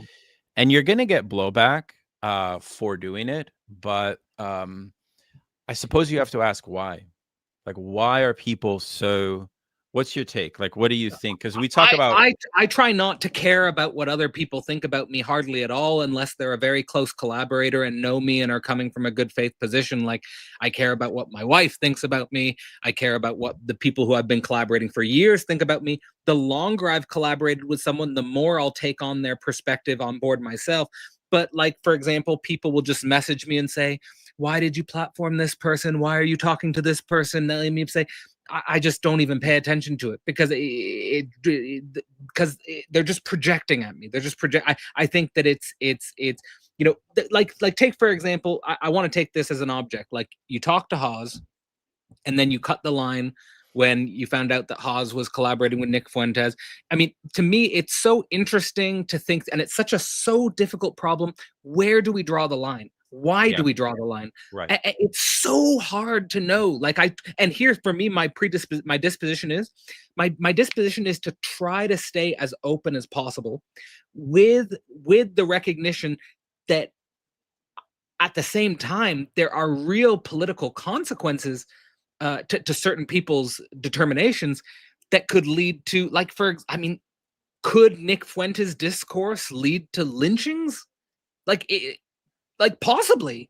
Yeah. So it's hard to know where to draw the line and where to remain open, because I was just listening to Fuentes this morning say, "Oh, communists," like he was making fun of who was it? Some online communist, I forget who, Hassan Piker. Right. He was making fun of Hassan Piker, saying, "Oh, communists won't debate me. They wouldn't stand," like he was saying, "Communists wouldn't stand a chance against me."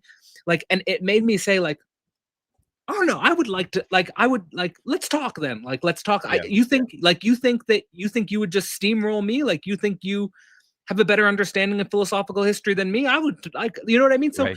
So at the same time, I don't know. And at the same time, it's these conflicts and these, we're in such a strange time. Yeah. And I guess because we're in such a strange time, I'm currently reading at length Michael Downs' book on capital versus time energy. Yeah. Right? And I love that book because my training is in technological singularity theory. I was blown away at the beginning of my intellectual career by the technological singularity theory, because I was like, this is going to be my future. We are going to live in a time with artificial general intelligence, and that's going to change everything. Right. And I love what Mikey's doing with his book, because he's just taking seriously, what does that mean for Marxist theory? Mm-hmm. What does it mean that large-scale technological automation could become a real reality? What does that mean for workers? What does that mean for the tension between capital and the proletariat? Right. Right. And it just changes the dynamics so fundamentally, and it's happening so quickly. And for me, I've been studying this since 2005, so I'm not that surprised about what's happening with AI. But it's taking because it's challenging us on the level of our humanity. Mm-hmm.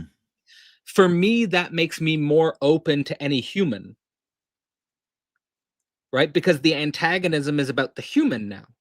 Yeah. So like if I close myself down to any human, am I closing myself down from something that I actually need to challenge? And I always assume this as well. Like I always assume, for example, that if I'm triggered by someone, if I'm triggered by something, that I should sit with that triggering. Like I shouldn't just assume that I'm right about why I'm triggered. Like I should think with it. Like for example, in 2020, I was internally triggered because I saw a lot of young guys who were getting very interested in Christianity. I was surprised by it. I was triggered by it, but I sat with it, right? And I try to think about, why am I triggered by it? What's triggering me about? And now I'm not as triggered by it. Now I can like talk to almost anyone in the Christian community about these things, and I've worked through it. But the same thing with conservatism. Like in 2016, I would say I was too triggered by Trump. Like now I'm not as much. Like, you know what I mean? So like I feel like we really need to sit with these things. Like, or for example, 5 years ago, I would have been triggered by Tommy Robinson. Mm-hmm. Right. But now last night I was listening to a conversation with Tommy Robinson, and you know what? He reminds me of I have a bunch of family in the UK, and I have a lot of family in the UK, working class family in the UK.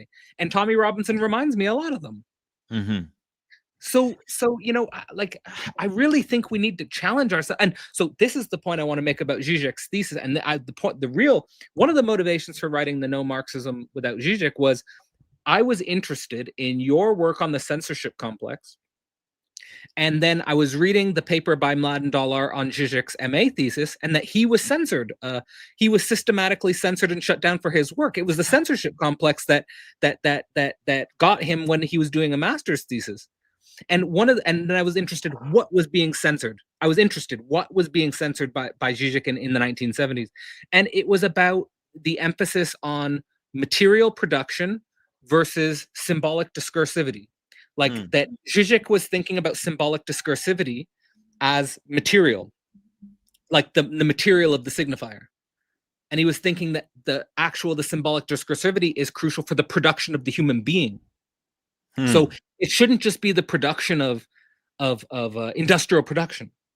Like we also have to think about the production of the human being. And where was the production of the human being before modernity? It was religion.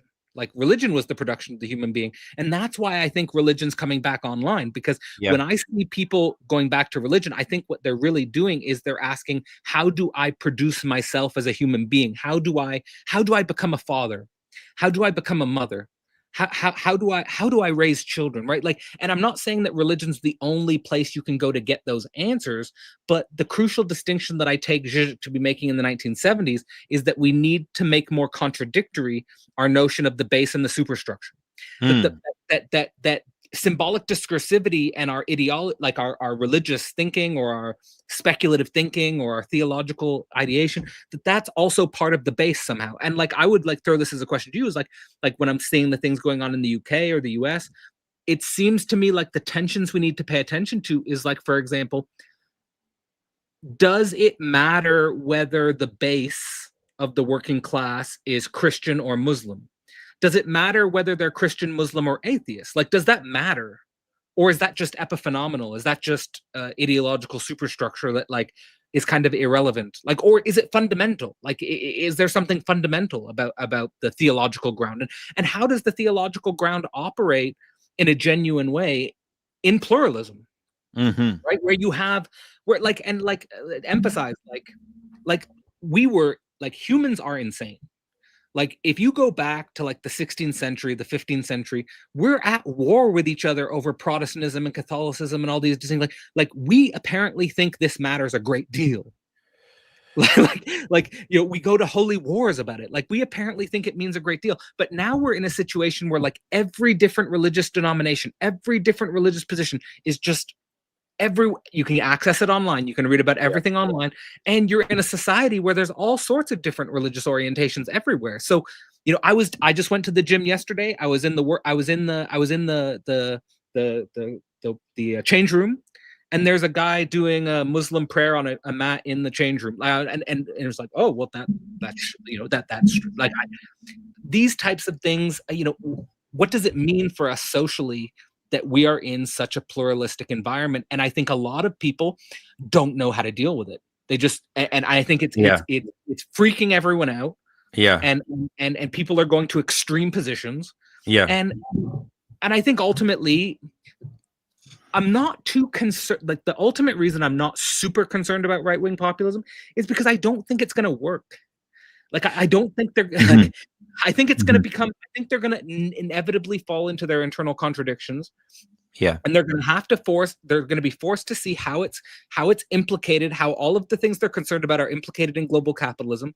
But there's just not a leftist tradition that is historically internally constituted in its memory well enough to be able to speak and resonate. And also the type of person, like, and here we might have an advantage because we're both from a working class background, the type of person that is not triggered by fully exposing and mingling and being a part of the working class without being triggered by what they think and what they feel. Yeah, I would say a few things. I would say, if you look at evangelicalism at the time of the Great Depression in the United States, it largely went and transformed into a left. So it did not reflect a sort of turn to a rightist reactionary Puritanism. No, it actually became more socialistic overall. If we look at the Iranian Revolution of 1979, one of the points I would identify there is what we saw was sort of like the exhaustion of the Bolshevik model and the Leninist model of revolution being usurped under the guise of a different superstructural ideology. But still, nonetheless, the society underwent a revolution. I think, therefore, that the like, have there been studies about that? Have there been studies about does it matter that the Russian Revolution occurred in a social region that's orthodox? Does it matter that the Chinese Revolution or the communist revolutions in China happened in a Confucian? Like, does that matter? Like, how does that affect communism? I would say that's a great question, right? Because one of the innovations of Mao, of course, was to inculcate a rapprochement with Confucianism in the peasantry of the Chinese rural experience, for which, famously, he's from a kind of higher end peasant family, and develops a type of strategy, both in the context of war, which we can never underestimate. So there's a lot of intervening variables in the case of China and in the case of Russia. I don't think there's a clean answer as to whether it's a purely epiphenomenal superstructural dynamic. I would say, Right. if you read Engels on this in his reading of Protestant Reformation, Right. it's a very interesting text. It's very short. It's a very interesting text. But one of the things he points out is that you don't get a sense that we have today after 1979 Iranian Revolution and the quote unquote return of fundamentalism and so on, both Christianity and Islam in particular. You don't get a sense from Engels' understanding of religion that the political valence of religion is somehow outside of the moral. No, Luther and Münzer, bourgeois reformism and revolutionary socialism, are embedded internal. The spectrum is internal to the superstructural overlay. But the point being is that the communist impulse is present within Münzer.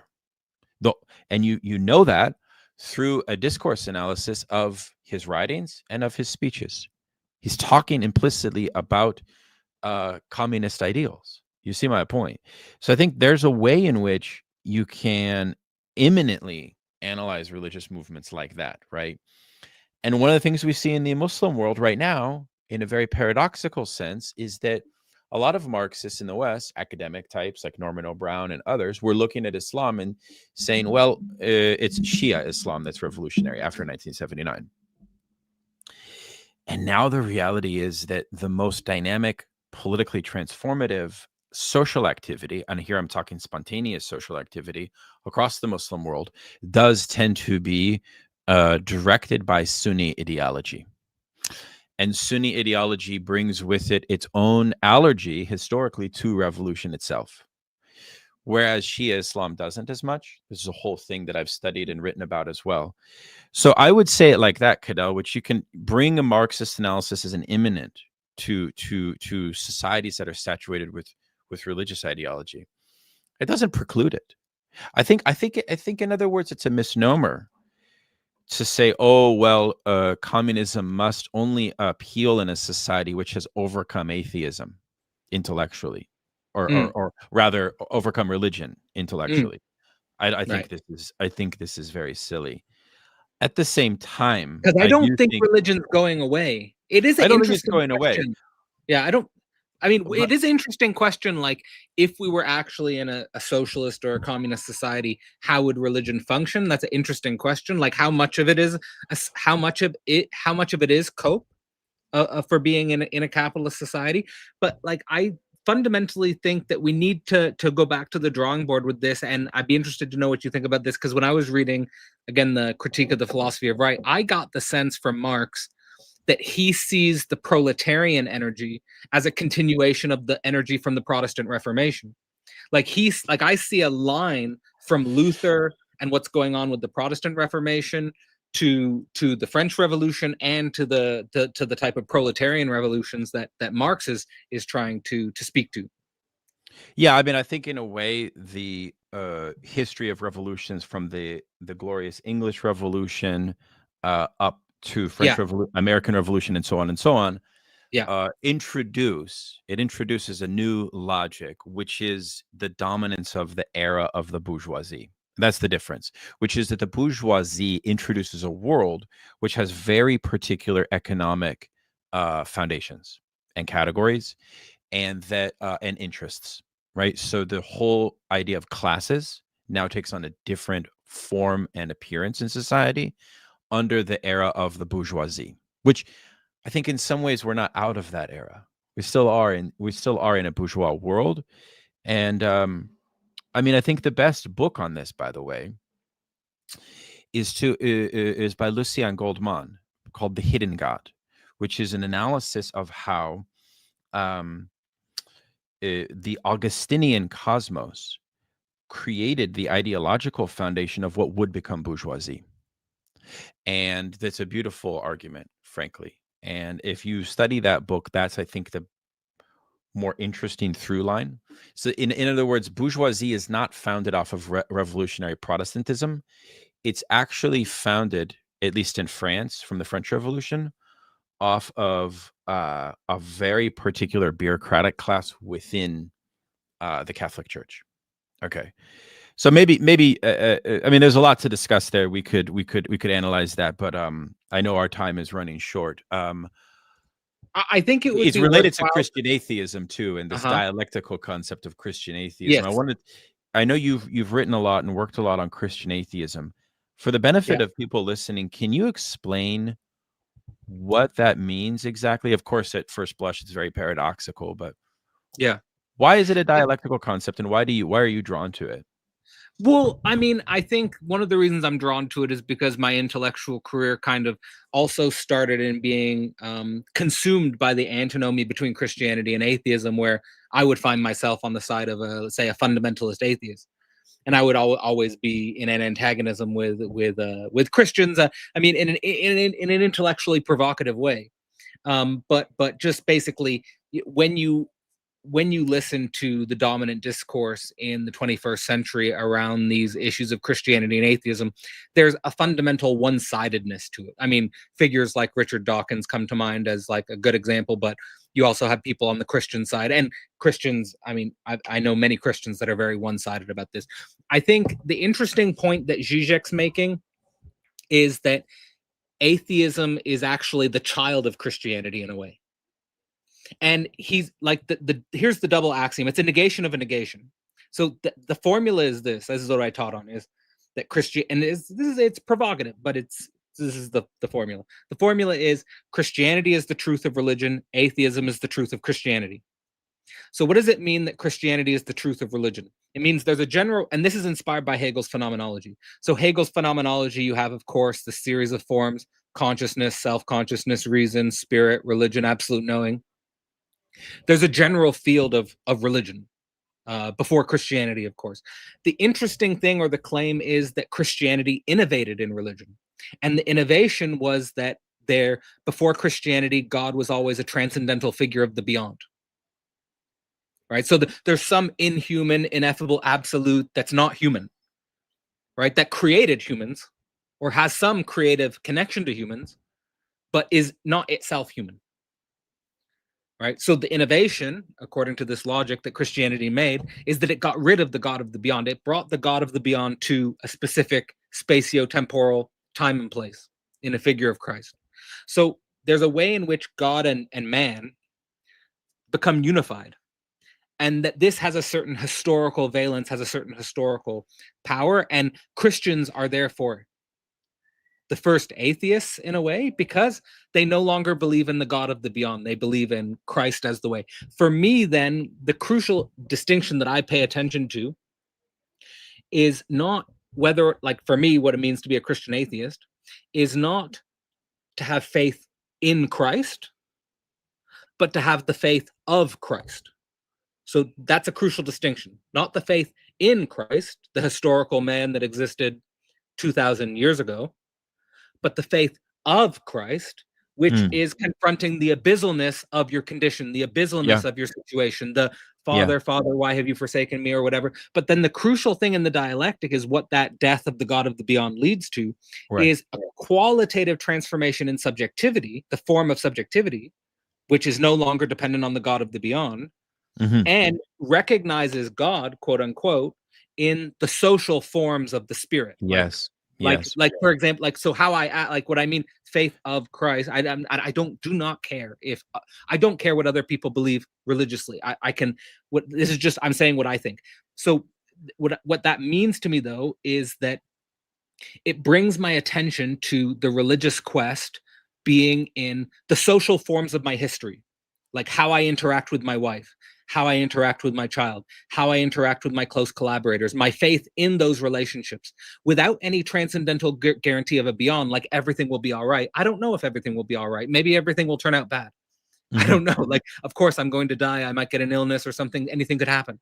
But that I have faith that if I commit to these, my social historical relations, that's the best possible outcome, or the best possible way for me to use my historical being.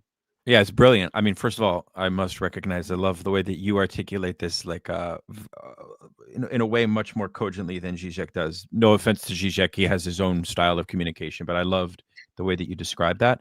And one can see that that leads to a definition of proletariat as this imminent quasi-spiritual. Now, no, but that's wait, that's my wait. I it's here that I think I would probably part ways with this. Sure. I would part ways. I think for ideological reasons. I mean, Lukács in The Destruction of Reason says that the proletariat is the first oppressed class in history, which is capable of generating a worldview and an overcoming of the system that oppresses them that will be at a qualitatively higher level than the class that oppressed them before. And I love that general optimism. And I think Marxism needs to be optimistic like that about what the proletariat can achieve. Okay. But what I worry about with this religious point is the way in which you see bourgeois ideology itself already possesses, and as does utopian socialism, a lot of these quasi-religious categories, right?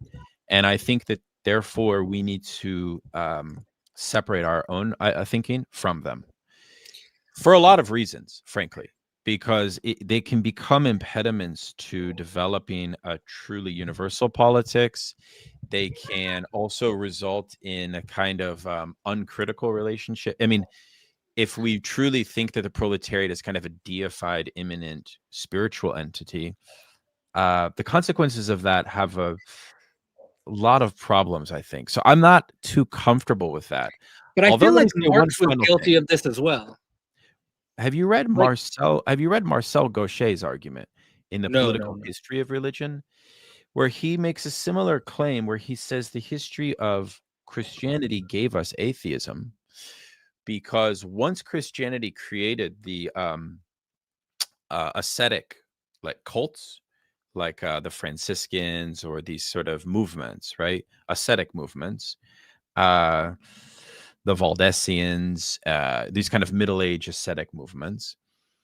He claims that they brought the transcendental into an immanent sphere, and effectively meant that redemption can only happen in this world, and that it's like it can only happen in community, right? right. And this is what makes atheism like an inevitable horizon. So I think Right. that's a very powerful thesis, and I think Right. it's very And also the accurate. secular history that we follow from the French Revolutionary tradition onwards. And you keep in mind, I mean, the cult of the I French always thought Revolution. my idea was always Yeah, that before modernity, or before the scientific revolution, however we want to think about this, that we never thought that salvation or a higher realm was possible on Earth. So we put it into a beyond, we put it into the afterlife. But I think especially with the scientific revolution, we start to theorize ways in which this is possible on Earth. And I think that ultimately this becomes a political project. Like when we think about modernity, I think the modern political project in all of its different dimensions is, I don't know if it's the right term, but like immanentizing the eschaton, that yeah, the future on Earth becomes the goal. And we have and like, what are we debating? Like if you and Nick Fuentes had a debate, I think the debate would be organizing, like, what's the best way to be a human on this earth?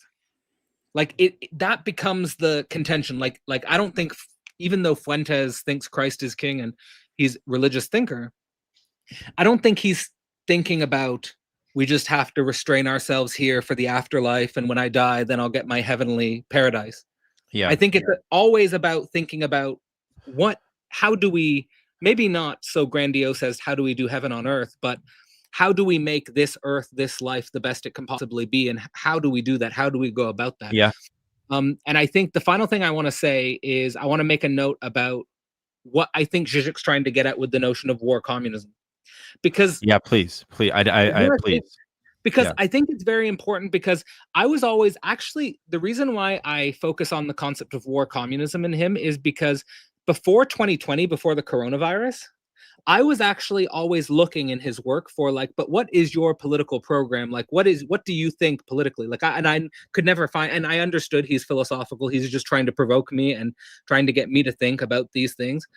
But after the coronavirus, he proposes war communism, and he says that communism will enter the stage through a global negativity. So he didn't say, like, in his quantum history book, which is not released yet, but in his quantum history book, he says now that coronavirus was a missed quantum history path, like that there was an opportunity in the coronavirus pandemic for exploring post-capitalist possibilities, and that we missed this opportunity, like that things just got worse. But like the point is, I think that he's trying to de-utopianize our ideas of communism by saying we should think about post-capitalist politics and the emergence of communism through a global negativity that humans can universally not ignore. So I think, for example, AGI is the most likely. Like I think and people are theorizing it right now. Like people are theorizing, like, and people, CEOs, especially people who have abandoned Silicon Valley tech ideology, CEOs from the Silicon Valley tech ideology, they're the ones who are stumbling. They don't say Marx's name, but the things they analyze are Marxist. Like they basically are stumbling upon a Marxist problem. Yeah. Of like AGI basically putting us into a situation where the contradictions of capitalism are brought to their peak antagonism and force a different system, a different way of doing politics. So usually people are thinking about this in a arms race, an AGI arms race between America and China. Like there's an arms race between the two superpowers, and it brings us towards a qualitatively different political horizon.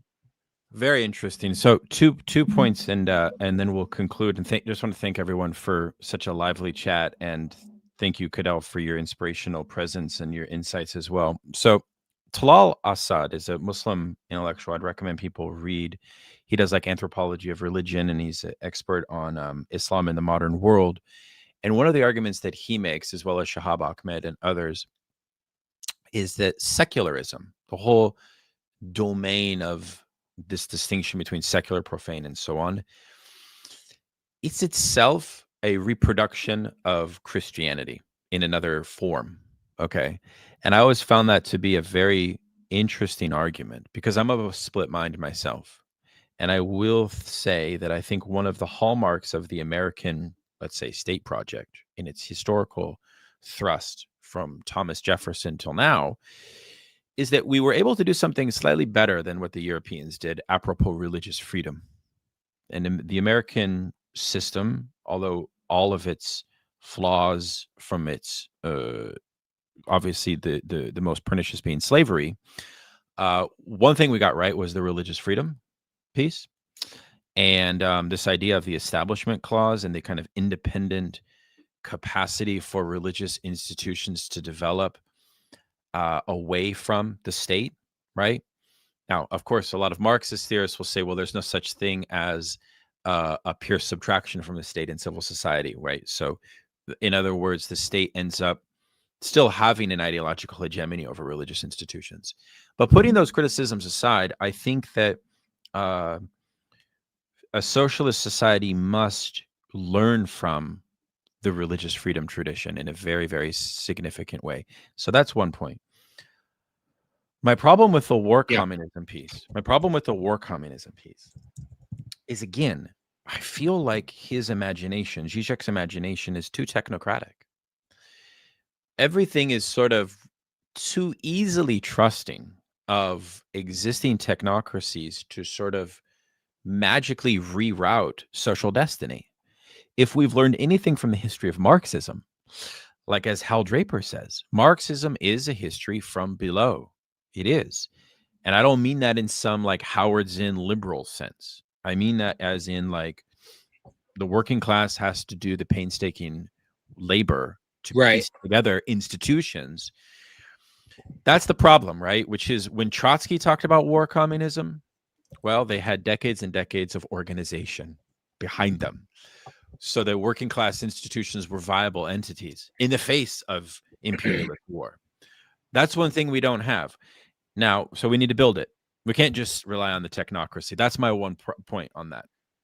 But then can we say that like the history of actually existing socialism in Russia and China is it, do you think it's that do you think the history of those revolutions was the working class doing the painstaking labor to piece together those institutions, or do you think it was a more of a top-down bureaucratic phenomenon? It was both. It was a combination of both. But if it was only a right-wing Bonapartist shift in the sentiments of existing elites, then that wouldn't really be Marxist. Again, that would be kind of like a Blanquist alternative, or it would be radical liberalism or something else. It's, in other words, well, speaking of Mao, I mean, Mao had a very thorough criticism of existing bureaucracies, maybe too thorough, very, very thorough, very intense. But we need to remember that, we cannot be so eager to sort of have an uncritical relationship to the existing bureaucracy. I think this is the heart of a revision of the dictatorship of the proletariat for our time, is to construct a new theory of leadership. So anyways, and I mean, there's all kinds of YouTube channels right now that are prognosticating, almost inviting war, the multipolarity left. And I'm so opposed to all of that. Not that I'm some kind of weak pacifist, but I'm very much opposed to this, I don't know, like celebration of an impending war, or seeing it as an inevitability.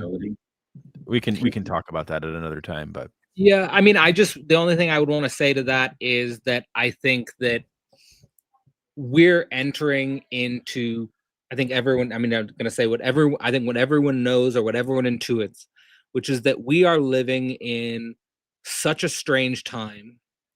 We're entering into a level of connectivity, of global connectivity, because of the technology, and a technology which is rewriting society and what we can expect out of society to such an extreme degree that in many ways, when Žižek says war communism, he's not talking about literal war between nations. He's more talking about global negativities that throw everyone into a radical disorientation and force us to think about different political and social opportunities. And I agree with you that Žižek does not give us the recipe or the plan for how do we organize this. Like, he leaves us to our abyssal freedom, is my interpretation. And what I take in the work at Philosophy Portal, other organizations, I take what you're doing with Emancipations to be of a similar ethos and spirit, that we are organizing something that is, what are we organizing is my, like, that's my, like, what are we organizing? Like right. I'm not in the institution. I kind of gave up on the institution. In many ways, I think the energy is shifting to where we're doing our work. But what are we organizing? How are we organizing? It's something different, but you know, we don't know what it is. But it is, I do agree with you that the big question is, and focus is, the painstaking labor to build the other institutions, the next institutions, which are going to have to use the new existing technology, but used hopefully to cultivate, and this the signifying practice, speech with each other. We have to be open to speech with each other. We have to be open to the human in the most uncomfortable dimensions. And that's what I'm trying to be committed to, not saying I succeed all the time, but that's what I'm oriented towards. Amazing. Cadell, thank you so much for joining us. Thank you guys for listening. Please join us on Saturday for the symposium on Todd McGowan's new introduction to Lacan. And if Slavoj Žižek is listening himself, it's an open invitation to join me at any time, Slavoj. And we'd love to engage in a conversation with you on some of these same topics. But Cadell did a very nice job articulating and championing many of your views. Obviously, you spoke in your own voice and through your own very distinctive theoretical prism. So everybody needs to check out Cadell's work at Philosophy Portal. Become a member of Philosophy Portal if you can. And we'll have to have you back on. Thanks so much, Daniel. Thanks, everybody. Take care.